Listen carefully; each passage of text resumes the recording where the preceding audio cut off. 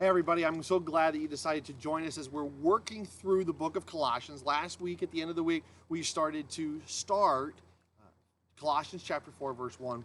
And it says this: Masters, treat your slaves justly and fairly, knowing that you also have a master in heaven.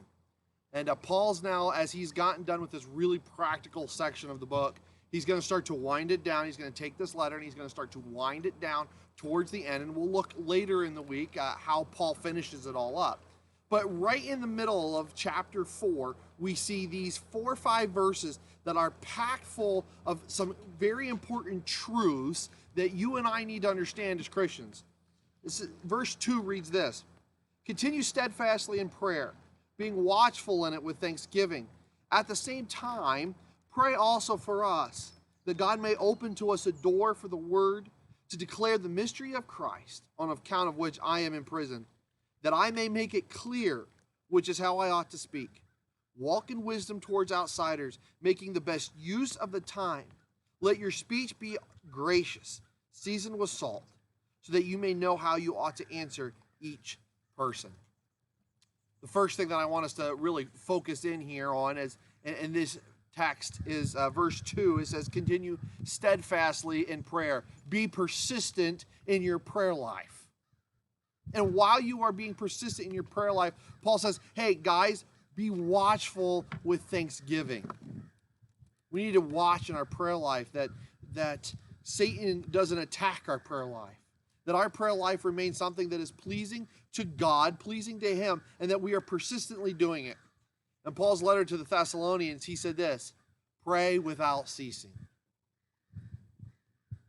That means not stopping, always being in that attitude, ready to pray and talk to your Heavenly Father, Jesus.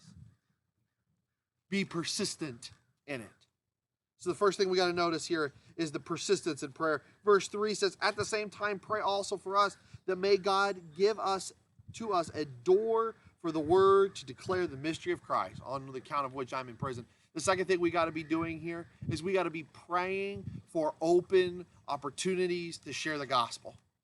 So many times we have opportunities to share and we never take them.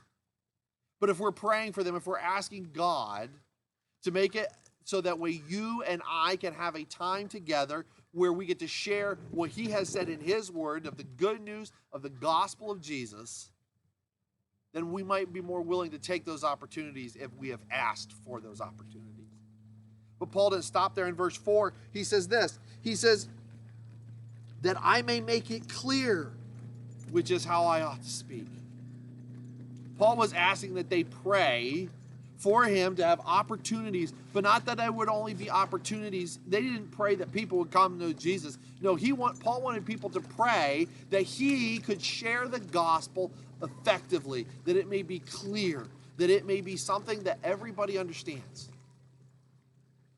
So Paul said, pray steadfastly, pray that I have open doors, and pray that I make it clear.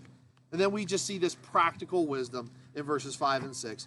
Walk in wisdom towards outsiders, making the best use of your time. In other translations, it says redeeming the time. Walk in wisdom, not our wisdom, not what we think is good, but what God thinks is good. That way we may make the best use of our time to follow and glorify Jesus, because Paul says, as you walk in wisdom towards those outsiders, let your speech be gracious. Let your speech be grace-filled, seasoned with salt. The idea there of gracious is it has the idea of being pleasing. But not only should our speech be pleasing, it should also be seasoned with salt, or pure and poignant, diving in, preserving, so that you may know how you ought to answer each person. Reminds me of a verse that Paul wrote to Timothy, right? Preach the word, be ready in season and out of season, reprove, rebuke, exhort with all long suffering and patience. So as we start to wrap down, as we start to get to the end of the book of Colossians, I want to ask you, how's your prayer life? Is it persistent? Are you praying for open doors? Are you praying that you are sharing it clearly? Are you living in a way that people are going to wonder what's different about you? And then as you share the gospel, are you being gracious? Is it pleasing to the person hearing it? But not so pleasing that it dilutes the gospel and the effectiveness of how we are sinners. No, but that it is seasoned with salt, that it is pure, that it is exactly what somebody needs to hear. How's your walking with Jesus? Prayer and your witness.